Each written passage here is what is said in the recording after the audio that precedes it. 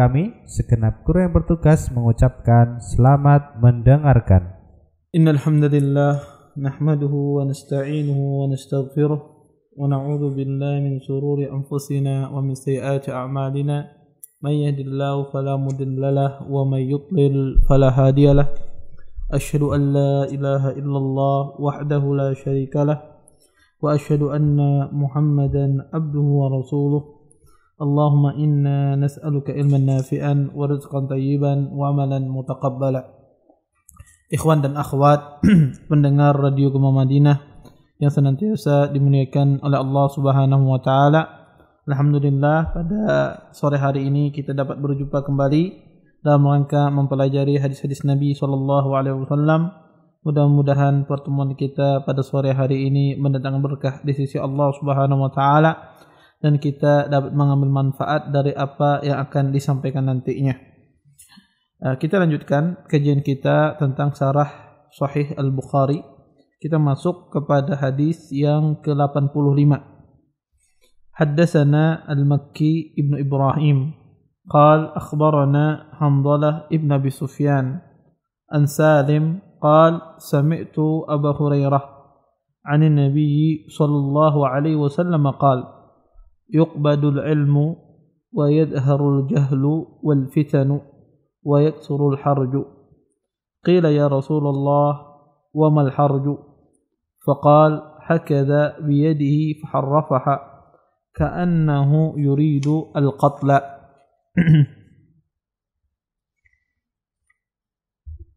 Berkata Imam Bukhari rahimahullah ta'ala, telah diberitakan kepada kami dari Makki Ibn Ibrahim. Beliau berkata, telah diberitakan kepada kami dari Hanzalah Ibn Abi Sufyan. Beliau meriwayatkan dari Salim. Salim berkata, saya mendengar Abu Hurairah. Beliau meriwayatkan dari Nabi SAW. Sesungguhnya Rasulullah bersabda, yuqbadul ilmu. Ilmu itu akan dicabut, akan diambil oleh Allah Subhanahu wa taala. Wa yajharul jahru wal fitan. Maka akan bermunculan kebodohan dan berbagai macam fitnah. Wa yaksuru al-harju, dan akan banyak al-haraj. Qila ya Rasulullah wa mal harju? Dikatakan, wahai Rasulullah, apa itu harju? Kemudian Nabi pun mengisyaratkan dengan tangannya sambil menggerak-gerakkan. Kemudian kata rawi yang meriwayatkan hadis ini, ka'annahu yuridul qatla. Seolah-olah Nabi SAW mengisyaratkan makna al-harju di situ maknanya adalah pembunuhan. Hadis ini dibawakan oleh Imam Bukhari di dalam kitab Al-Ilm, dalam kitab Al-Ilmu. Di sini beliau meriwayatkan dari guru beliau Makki Ibn Ibrahim. Makki Ibn Ibrahim ya seorang ya termasuk guru ya di antara guru yang senior bagi Imam Bukhari ya. Dikatakan min kibari syuyukh Imam Bukhari ya, di antara guru utama dari gurunya Imam Bukhari ya. Nama beliau adalah Makki Ibn Ibrahim Ibn Bashir Ibn Farqad Al-Balkhi, seorang rawi yang thiqah. Kemudian beliau meriwayatkan dari Hanzalah Ibn Abi Sufyan. Hanzalah Ibn Abi Sufyan, nama beliau adalah Hanzalah Ibn Abi Sufyan Ibn Abdurrahman Al-Jumahi Al-Madani ya, dan beliau juga seorang rawi yang terpercaya. Kemudian Hanzalah ini meriwayatkan dari Salim. Salim di sini adalah Salim Ibn Abdullah Ibn Umar ya, Salim Ibn Abdullah Ibn Umar ya. Kemudian Salim ini meriwayatkan dari Abu Hurairah ya. Abu Hurairah adalah sahabat yang mulia dan termasuk salah satu sahabat yang paling banyak meriwayatkan hadis Nabi sallallahu alaihi wasallam. Berkata Abu Hurairah di sini, yuqbadul ilmu. Beliau meriwayatkan dari Nabi sallallahu alaihi wasallam, berkata Rasulullah di sini, yuqbadul ilmu. Ilmu itu akan dicabut ya. Bagaimana ilmu itu akan dicabut? Dijelaskan di dalam hadis lain bahwasanya ilmu itu akan dicabut oleh Allah Subhanahu wa taala dengan cara Allah Subhanahu wa taala mematikan para ulama ya, dengan cara Allah Subhanahu wa taala mematikan orang-orang berilmu. Bukan Allah Subhanahu wa taala mengambil ilmu itu di hati manusia, tidak. Tetapi Allah Subhanahu wa taala dengan Allah matikan para ulama ya, sehingga manusia menjadikan sebagai rujukan mereka, sebagai panutan mereka sebagai orang berilmu di antara mereka adalah orang jahil, ya, orang-orang jahil.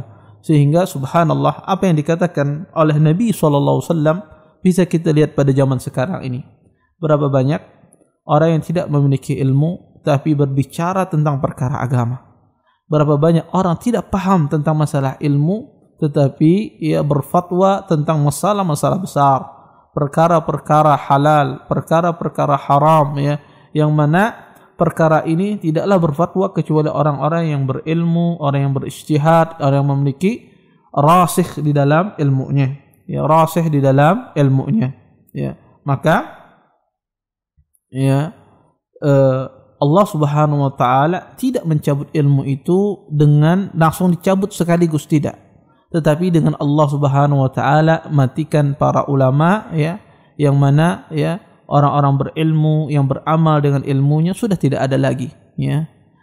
Sudah tidak ada lagi, ya. Bahkan ya disebutkan ya oleh para ulama, ya, disebutkan nanti di akhir zaman kelak, ya. Bahkan orang yang menyebut Allah saja tidak ada, ya. Saking dahsyatnya ya fitnah pada akhir zaman, ya. Makanya disebutkan dalam sebuah hadis kata Nabi sallallahu alaihi wasallam, la taqumus sa'ah hatta la yuqal fil ardi Allah Allah. Kata Nabi sallallahu, tidak akan terjadi hari kiamat sampai tidak ada orang yang menyebutkan nanti di hari kiamat, di akhir zaman kelak, orang yang menyebut Allah Allah di muka bumi, ya. Tidak ada lagi kita mendengar orang yang menyebut Allah di muka bumi. Para ulama menafsirkan makna tidak disebutkan Allah Allah di muka bumi dengan dua penafsiran. Penafsiran pertama adalah bahwasanya orang tidak mengingkari kemungkaran lagi, ya. Ada kemungkaran di depannya, orang berzina, orang melakukan apa saja, dia tidak mengingkarinya, ya, tidak mengingkarinya, ya. Tidak ada kebesaran Allah di dalam hatinya. Sebagian ulama menafsirkan ya makna yang kedua bahwasanya tidak akhir zaman kelak, bahwasanya tidak ada, ya, tidak ada orang yang menyebut nama Allah. Dan penafsiran kedua ini yang lebih dekat. Kenapa? Karena sebagaimana akidah Ahlussunnah wal Jamaah bahwasanya Al-Qur'an itu akan dicabut, akan ditarik oleh Allah Subhanahu wa taala. Makanya Ahlussunnah ketika mengartikan Al-Qur'an adalah kalamullah munazzalun, ya. Kalam Allah yang Allah turunkan kepada Nabi Muhammad sallallahu alaihi wasallam. Wa minhu bada'a wa ilaihi ya'ud. Dan dari Allah lah berasal, ya, Al-Qur'an tersebut, dan kepada Allah lah kembali. Kata para ulama wa ilaihi ya'ud, bahwasanya kepada Allah kembali. Nanti di akhir zaman Allah Subhanahu wa taala akan cabut Quran ini dari hati manusia sehingga tidak ada lagi orang yang hafal, kemudian juga diambil dari mushaf sehingga tidak ada lagi tersisa Al-Qur'an, ya. Sehingga tidak ada lagi di hati manusia yang hafal Al-Qur'an dan tidak ada lagi lembaran-lembaran yang dibaca. Allah ambil Al-Qur'an tersebut nanti di akhir zaman, ya. Sebagaimana juga ya Allah Subhanahu wa taala, ya, Ka'bah tersebut nanti akan hancur, ya, di akhir zaman, ya. Sebagaimana nanti disebutkan ya bahwasanya di akhir zaman kelak, ya bahwasanya nanti ada orang dari Habasyah, ya, dengan pasukannya begitu banyak, dia menghancurkan Ka'bah. Dia menghancurkan Ka'bah sampai dikatakan setiap tentara, ya, tentaranya itu begitu banyaknya, setiap tentara yang mengambil batu Ka'bah, ya, bangun Ka'bah dia kasihkan kepada tentara berikutnya dia kasihkan sampai ke Bahrain, ya, dari Mekah sampai ke Bahrain. Begitu banyaknya tentara yang dia lakukan untuk menyerang Ka'bah. Maka di akhir zaman kelak, ya, Allah Subhanahu wa taala tidak akan jaga, ya, sehingga Ka'bah tersebut nanti hancur. Ya, Al-Qur'an pun juga hilang, ya. Sehingga tidak ada yang tersisa di akhir zaman ini adalah kecuali orang-orang yang jelek. Ya, orang-orang yang jelek, dan mudah-mudahan kita ya terhindar dari zaman tersebut, ya. Makanya Imam Az-Zahabi rahimahullahu taala, ya, ketika beliau mengatakannya pada zaman beliau begitu sedikitnya orang berilmu. Bayangkan, ya, Imam Zahabi, ya, yang hidup pada abad ke-7, ya, beliau membayangkan, ya, bagaimana, ya, sedikitnya orang berilmu pada zaman beliau, padahal ini hidup pada abad ke-7, ya. Apa kata beliau, kata Imam Zahabi? Kata Imam Zahabi, wa ma utu minal ilmi illa qalila, ya. Tidaklah, ya, mereka diberi ilmu kecuali sedikit. Wa ammal yawm fama baqiya minal ulumi al-qalilah. Kata beliau, adapun hari ini, maksudnya pada zaman beliau, tidaklah tersisa dari ilmu ini, ya, kecuali sedikit. Illa qalil fi unasin illal qalil fi unasin qalilin ma aqalla may ya'mal minhum. Ya. Sudah ilmu ini sedikit Allah diberikan, ya, yang mengambil ilmu ini dari manusia cuma sedikit, dan yang beramal dari ilmu ini cuma sedikit dari manusia. Sudah ilmunya sedikit dan mengambil ilmu itu cuma sedikit dari manusia. Kemudian yang beramal dari ilmu tersebut, dari orang berilmu itu cuma sedikit, ya. Kemudian kata beliau, hasbunallah wa ni'mal wakil. Cukuplah Allah Subhanahu wa taala, dan Allah Subhanahu wa taala sebagus-bagus pelindung. Bayangkan Imam Zahabi rahimahullah taala, kalau beliau katakan pada zaman beliau, ya, kurang lebih 700 tahun yang silam atau 800 tahun yang silam, ya, beliau katakan bahwasanya, ya, pada masa beliau ilmu itu sangat sedikit, ya, dan yang beramal dengan ilmu itu juga sedikit, ya. Bagaimana pada zaman kita sekarang ini, ya, tentunya luar biasa, ya. Dhihab, ya, kepergian, ya, ilmu tersebut, ya, dengan Allah matikan para ulama, ya, dan itu sangat terasa, sangat terasa, ya. Dan yang dimaksudkan yuqbadul ilm, ya, diangkat ilmu ini adalah ilmu agama, ya, ilmu kitab was sunnah, ya. Yang dimaksud, ya, diangkat ilmu di sini adalah ilmu Quran, ilmu sunnah, dan ilmu agama. Adapun ilmu dunia tidak diangkat oleh Allah Subhanahu wa taala. Bahkan ilmu dunia itu semakin tahun semakin berkembang, semakin bertambah, ya. Tetapi yang Allah angkat semakin berkurang adalah ilmu din, ya, orang yang menuntut agama, ya, ilmu dari Alkitabi was sunnah, ya. Oleh karenanya, ya, ini penting, ya, seseorang, ya, menganjurkan anak-anaknya, ya, menyuruh anak-anaknya, ya, untuk belajar ilmu agama, ya, untuk belajar ilmu agama agar banyak para ulama, agar banyak orang-orang berilmu yang memberikan pencerahan kepada manusia. Karena jangan sampai, ya, banyak orang-orang yang tidak berilmu kemudian, ya, jadi ustadz dadakan, ya, kemudian jadi dai dadakan, kemudian berbicara tanpa ilmu. Inilah yang merusak, ya, inilah yang merusak umat, ya. Inilah yang merusak umat. Dan seseorang harus tahu, ya, kapasitas dirinya, dan seseorang harus tahu, ya, bahwasanya dia bukan ahli ilmu. Maka jangan dia memberanikan sesuatu hal yang dia bukan ahlinya. Makanya Allah katakan dalam Al-Quran, wala takfu ma laysa laka bihi ilm. Kata Allah Subhanahu wa taala, janganlah engkau berfatwa, berbicara tanpa ilmu, ya, tanpa ilmu, ya. Dan manusia dan seorang, ya, dan masyarakat juga harus cerdas, ya. Masyarakat juga harus cerdas, ya. Jangan terbuai dengan semacam retorika, bentuk penyampaian, ya. Maka juga masyarakat juga harus cerdas, harus belajar, ya. Mana orang yang alim, mana orang yang berilmu, dengan mana orang yang tidak berilmu, ya. Kemudian wa yajharul jahlu wal fitan, dan bermunculan kejahilan, ya, dan fitnah, ya. Ya, nanti di akhir zaman, ya, yang muncul adalah kejahilan, dan itu konsekuensi. Ketika Allah Subhanahu wa taala matikan ulama, maka yang akan muncul adalah kejahilan, karena orang berilmunya tidak ada. Maka itu konsekuensi dari dimatikannya para ulama, yang ada adalah kejahilan, ya, dan kejahilan. Dan ini banyak sekali, ya, orang yang mengangkat orang bodoh jadi alim, jadi ulamanya, mengangkat orang enggak paham apa-apa jadi ulamanya, sehingga dia berbicara seenaknya, ya, berbicara yang dia tidak paham apa yang dia bicarakan, ya. Dan itu terjadi, ya, terjadi. Kemudian, ya, wa yaksuru al-harju, ya, dan akan banyak, kata Nabi SAW, al-harj. Para sahabat bertanya, apa itu harj ya Rasulullah? Kemudian Nabi SAW mengisyaratkan al-harju itu adalah pembunuhan, dan itu adalah mengisyaratkan adalah pembunuhan. Dan ini sebetulnya sangat erat kaitannya dengan dicabutnya ilmu tadi, ya, dengan dicabutnya ilmu tadi. Kenapa? Karena ketika suatu negara, ya, suatu daerah, ya, tidak ada orang yang berilmunya, ya, tidak ada orang yang berilmunya, tidak ada lagi orang berilmu, maka yang ada adalah kekacauan, yang ada adalah fitnah, ya. Bahkan, ya, kekayaan, ya, tidak akan bisa, ya, sekaya apapun orang tidak akan bisa meredam fitnah, karena yang bisa meredam fitnah ini adalah hanya dengan ilmu, dan itulah obatnya. Apa saja, ya, fitnah-fitnah yang ada di negara kita itu bisa kita redamkan, bisa kita hilangkan dengan ilmu, ya. Contoh misalnya, fitnah kadang-kadang teroris, ya, pemboman di mana-mana misalnya, radikalisme misalnya, ya, pemahaman-pemahaman yang menyimpang, maka itu semuanya diselesaikan dengan ilmu, ya.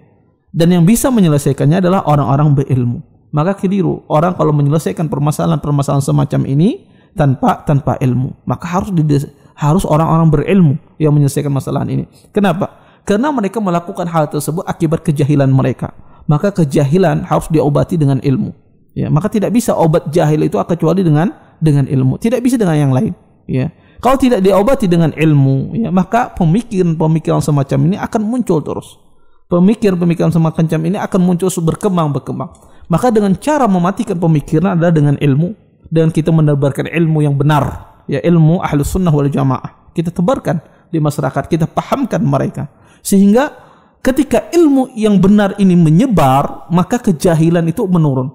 Ketika kejahilan tersebut menurun, maka penyimpangan itu akan menurun. Ya, penyimpangan itu akan berkurang. Tetapi ketika ilmu ini tidak disebarkan, tidak dipahamkan kepada masyarakat, yang muncul adalah kejahilannya, sehingga muncul berbagai macam penyimpangan.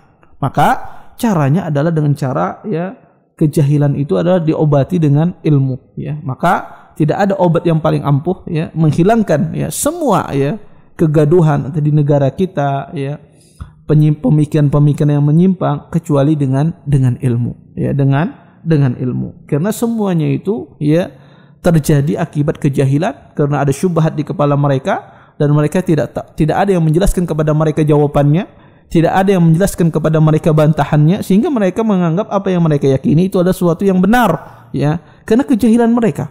Tetapi berbeda halnya ini dengan orang berilmu. Maka bagi orang berilmu, ya, hal-hal semacam ini, ya, sangat mudah, ya, dijelaskan, ya, sangat mudah dipahamkan kepada orang-orang yang memiliki pemikiran-pemikiran yang menyimpang.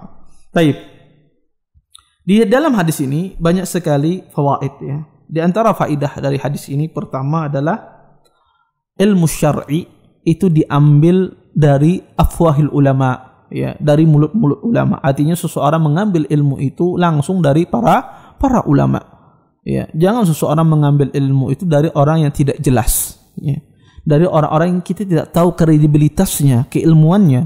Maka ambillah ilmu itu dari orang-orang yang jelas, ya. Adapun orang-orang yang tidak jelas, maka janganlah sekali-kali seseorang mengambil ilmu dari orang yang tidak kita ketahui, ya. Ya. Maka Ahlus Sunnah di antara ciri khas mereka tidak mengambil ilmu kecuali kepada orang-orang yang jelas, ya. Karena kita ini berbicara tentang, kita ini ingin menyelamatkan akidah kita, ingin menyelamatkan agama kita. Kalau seandainya sekolah saja atau dokter saja, kadang-kadang kita pilih-pilih mana dokter yang baik, mana dokter yang tidak baik. Bagi sebagian orang, oh dokternya ini bagus, dokternya tidak bagus. Kadang-kadang orang pilih-pilih, ini rumah sakitnya baik, ini rumah sakitnya tidak baik, dan seterusnya. Kadang-kadang sebagian masyarakat pilih-pilih. Masa kita di dalam ilmu agama yang untuk kehidupan kita secara abadi, ya, kehidupan kita abadi setelah ini, ya, maka tentu kita harus lebih memilih lagi, ya, karena ini berkaitan dengan masa depan kita. Maka seseorang hendaknya mengambil ilmu dari mulut para ulama rabbaniyin, ya, ulama-ulama yang benar. Kemudian di dalam hadis ini juga menganjurkan, ya, kepada kita agar banyak-banyak menuntut ilmu, ya, sehingga banyak para ulama. Ya, maka sekali lagi, ya, saya katakan kalau ada orang tua, ya, memiliki anak, ya, maka sekolahkan, ya. Cari, ya, pondok pesantren, ya, sekolahkan mereka untuk menuntut ilmu agama, ya. Jangan kadang-kadang sebagian orang tua ini memiliki pandangan miring terhadap pondok pesantren, ya. Kalau pondok pesantren itu tempatnya, kalau anak saya nggak pintar nanti masukkan pondok lah, ya. Anak saya kalau yang pintar-pintar saya masukkan nggak pondok, ya, biar dia jadi pilot, dokter, dan seterusnya. Ini pemahaman yang salah, ya, pemahaman yang keliru, ya.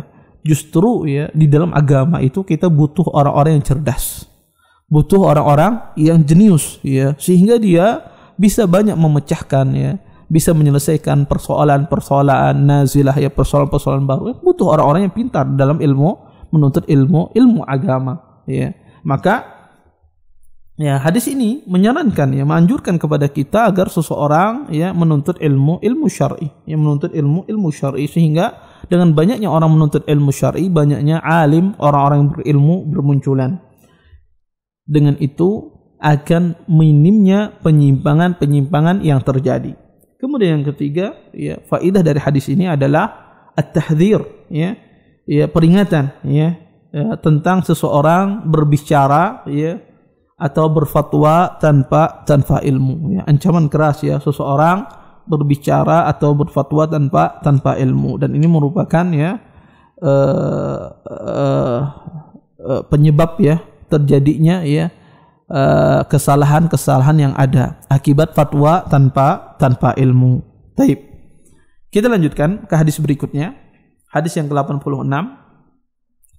Berkata Imam Bukhari, haddatsana Musa ibn Ismail qal haddatsana Wuhaib qal haddatsana Hisham an Fatimah an Asma qalat ataitu Aisyah wa hiya tusalli faqultu ma sya'nun nas fa asyarat ila as-sama' fa idza an-nasu qiyamun faqalat subhanallah qultu ayah fa asyarat bi ra'siha ay na'am fakumtu hatta tajallani al-ghashyu faja'altu asubbu ala ra'si al-ma' fahamidallahu azza wa jal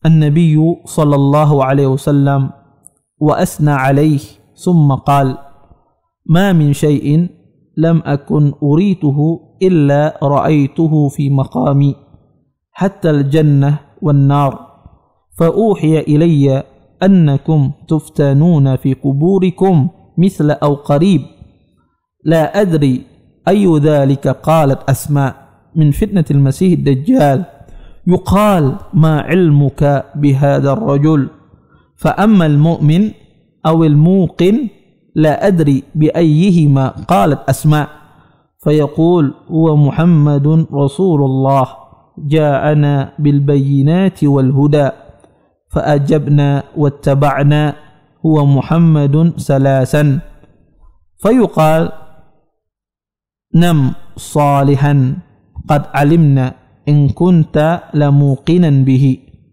وأما المنافق أو المرتاب لا أدري أي ذلك قالت أسماء فيقول لا أدري سمعت الناس يقولون شيئا فقلته. Berkata Imam Bukhari rahimahullah ta'ala, telah diberitakan kepada kami dari Musa ibn Ismail, beliau berkata telah diberitakan kepada kami dari Wuhaib, Wuhaib berkata telah diberitakan kepada kami dari Hisham, Hisham meriwayatkan dari Fatimah, Fatimah meriwayatkan dari Asma. Berkata Asma, ataitu Aisyah wa hiya tusalli, aku datang, kata Asma, ke tempat Aisyah pada saat itu Aisyah sedang sholat. Kemudian Asma mengatakan, ma sya'nun nas, ya, kenapa manusia, ya, kenapa manusia, sedang apa mereka lakukan? Kemudian fa asyarat ila sama, kemudian Aisyah mengisyaratkan dengan tangannya ke langit. Kemudian fa idzan nasu qiyamun, ya, ternyata manusia sedang melaksanakan salat. Kemudian faqalat subhanallah, berkata Aisyah subhanallah. Qultu ayah, berkata Asma, apakah ada tanda? Fa asyarat bi ra'siha, ya. Kemudian Aisyah mengisyaratkan dengan kepalanya. Iya. Kemudian kata Asma, fakumtu hatta tajallani al-ghasyu, maka saya pun ikut salat, ya. Sampai-sampai, ya, saya hampir mau pingsan, ya, akibat panjangnya salat Nabi SAW. Kemudian kata Asma, faja'altu asubbu ala ra'sil ma, kemudian saya siram-siram kepala saya dengan air, ya. Kemudian fahamidallah azza wa jalla Nabi sallallahu wa asna alaih, kemudian setelah salat Nabi SAW memuji Allah subhanahu wa ta'ala, kemudian beliau berkata, kata Rasulullah, ma min syai'in lam akun urituhu illa ra'aitu fi maqami hatta al-jannah wan nar. Kata Nabi SAW, tidaklah sesuatu yang belum pernah dilihatkan, ya, kepadaku kecuali aku melihatnya di tempatku ini. Kata Nabi SAW, sampai surga dan neraka, ya, sampai surga dan neraka diperlihatkan oleh Nabi SAW. Kemudian fa'uhiya ilai, dan diwahyukan kepada saya, kata Nabi SAW, annakum tuftanuna fi kuburikum, sesungguhnya kalian akan difitnah di kubur kalian, ya, misla au qaribin, seperti atau dekat, ya. Kata rawi ini, saya tidak tahu, ya, apa yang dikatakan Asma, ya, fitnah apa yang dikatakan oleh Asma. Rawi ini enggak tahu, ya, tidak tahu apa yang dikatakan Asma, ya. Kemudian min fitnatil Masih Dajjal, ya, dari fitnah Masih Dajjal. Artinya disebutkan di antara fitnah yang disebutkan oleh Asma adalah fitnah Masihid Ad-Dajjal yang Asma ingat dari khutbah Nabi SAW. Kemudian ya yuqal ma ilmuka bihadzal rajul. Nanti dikubur ya kata Nabi SAW, seseorang akan difitnah di kuburnya, ditanya, apa yang engkau ketahui tentang laki-laki ini? Maksudnya malaikat nanti akan bertanya kepada orang yang dikubur, apa yang engkau ketahui tentang Rasulullah. Kemudian fa'amal mu'min kata Nabi SAW, adapun seorang yang beriman, awil muqin, di sini Asma ragu. Apakah Nabi mengatakan orang beriman ataukah orang yang yakin? Adapun orang beriman atau orang yakin, ya, mereka akan mengatakan huwa Muhammadun Rasulullah. Laki-laki ini adalah Nabi Muhammad Rasulullah, ya, utusan Allah Subhanahu wa taala. Ja'ana bil bayyinati wal huda.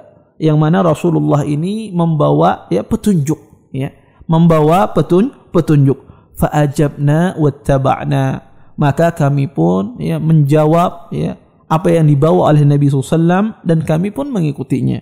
Huwa Muhammadun salasan, dialah Nabi Muhammad 3 kali ya. Kemudian dikatakan kepada orang yang bisa menjawab ini di kuburan 6 salihan ya. Dikatakan oleh malaikat kepada orang yang bisa menjawab di kuburan ini ada 6 salihan, tidurlah engkau dengan keadaan baik ya. Qad alimna in kunta lamuqinan bihi, ya, sesungguhnya kami telah mengetahui engkau adalah orang yang meyakini tentang adanya Nabi Muhammad sallallahu alaihi wasallam. Wa amal munafik, ya, adapun orang munafik, awil murtab, orang yang ragu-ragu, di sini Asma ragu, ya. Apakah Nabi menyebutkan orang munafik ataukah orang yang ragu-ragu? Fayaqul, ketika ditanyakan siapa laki-laki ini, dia menjawab la adri, saya tidak tahu. Sami'tun nas yaquluna syai'an faqultuhu. Saya mendengar manusia mengatakan sesuatu tentang dia, maka saya katakan, maka saya ikuti. Dia tidak tahu ya tentang Nabi Muhammad sallallahu alaihi wasallam ya. Hadis ini dibawakan oleh Imam Bukhari rahimahullahu taala ya di dalam kitab Al-Ilmu, di dalam kitab ilmu ya. Di sini ya Imam Bukhari ya meriwayatkan hadis ini dari Musa ibnu Ismail ya, dan dia adalah rawi yang thiqah ya. Kemudian diriwayatkan dari Wuhaib ya. Wuhaib ini juga sudah sering kita sebutkan. Hisham ya, Hisham di sini ada Hisham ibnu Urwah ibnu Zubair ya, rawi yang thiqah ya. Kemudian dari Fatimah ya, Fatimah, nama Fatimah ini adalah Fatimah bintil Mundir ibnu Zubair ya. Beliau ini adalah istrinya Hisham ya, istrinya Hisham ya, istrinya Hisham yang meriwayatkan hadis ini ya. Ini seorang suami meriwayatkan dari istrinya ya.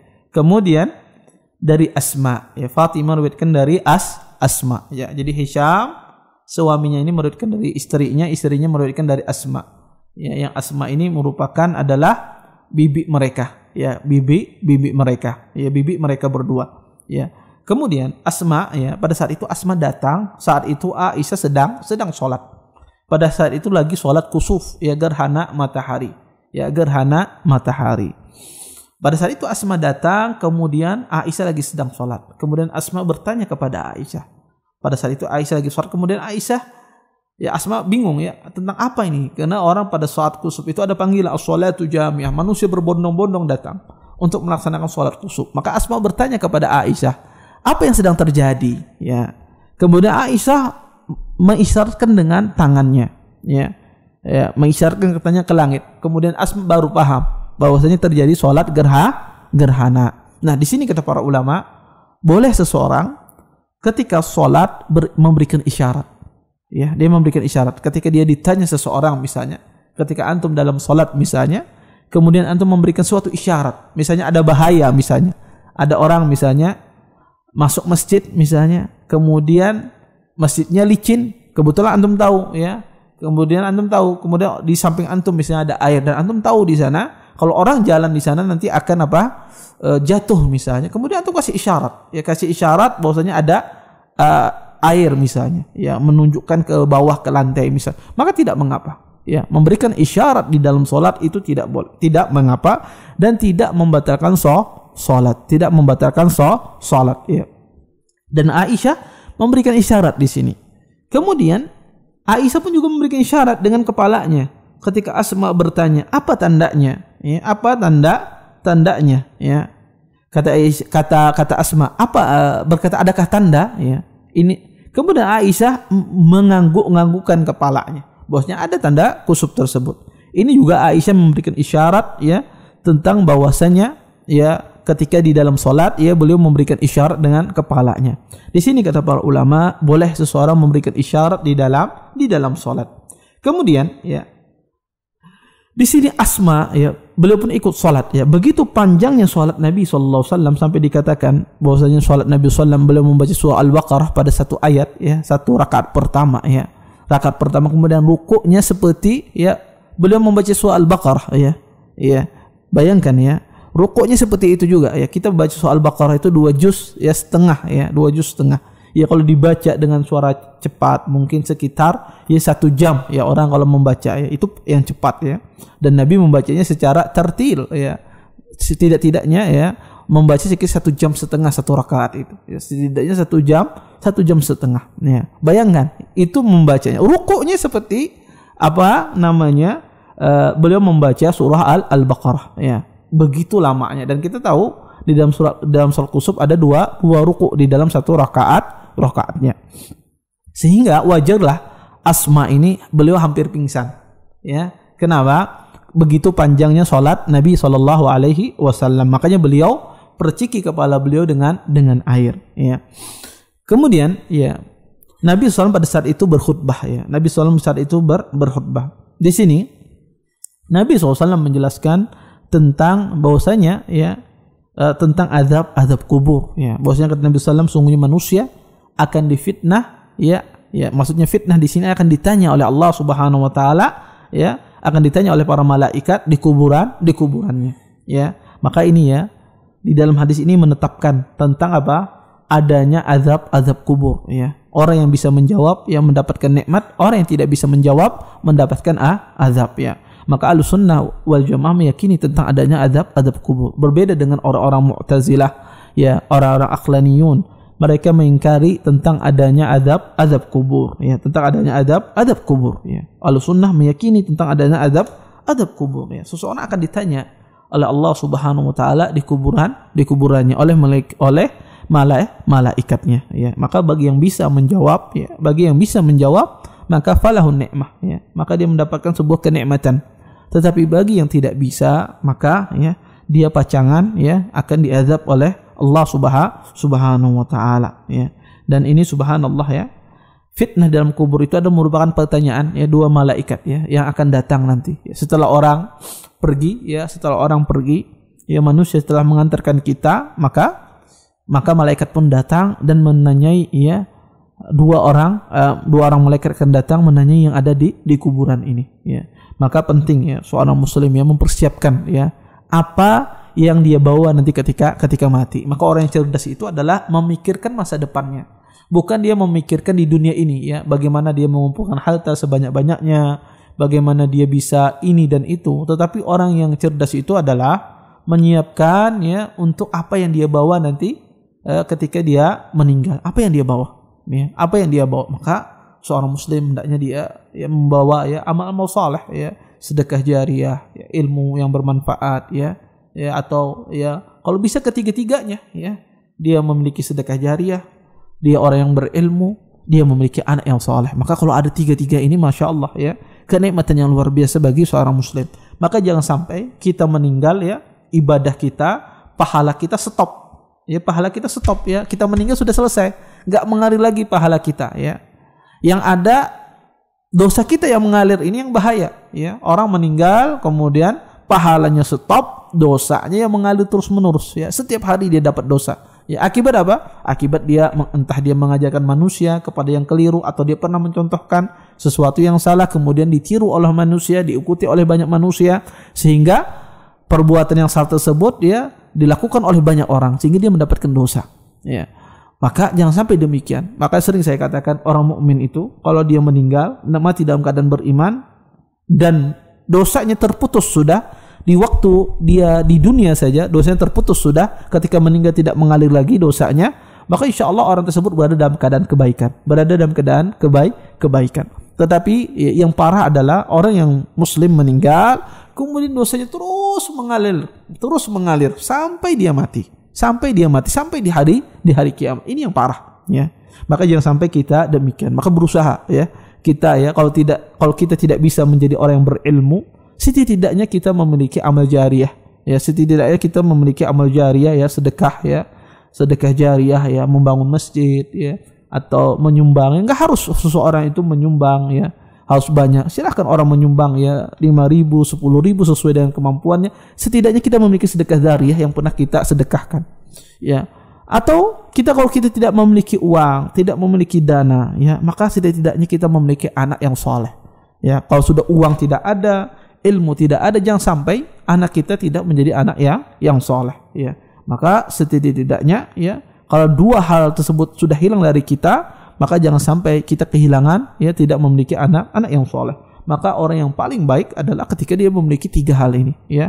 Dia memiliki sedekah jariyah, dia memiliki anak yang soleh, dia orang yang berilmu, mengajarkan ilmunya, maka ini orang yang paling bagus ya. Ini orang yang paling bagus ya di dalam hal ini. Dan mudah-mudahan kita semua diberikan taufik oleh Allah Subhanahu wa taala menjadi orang yang berilmu ya, menjadi orang yang dikurniai oleh Allah Subhanahu wa taala anak-anak yang soleh ya, dan kita juga diberikan kemudahan oleh Allah Subhanahu wa taala, kelapangan di dalam harta, sehingga kita bisa ya memiliki sedekah jariyah yang kita infakkan di jalan Allah Subhanahu wa taala ya.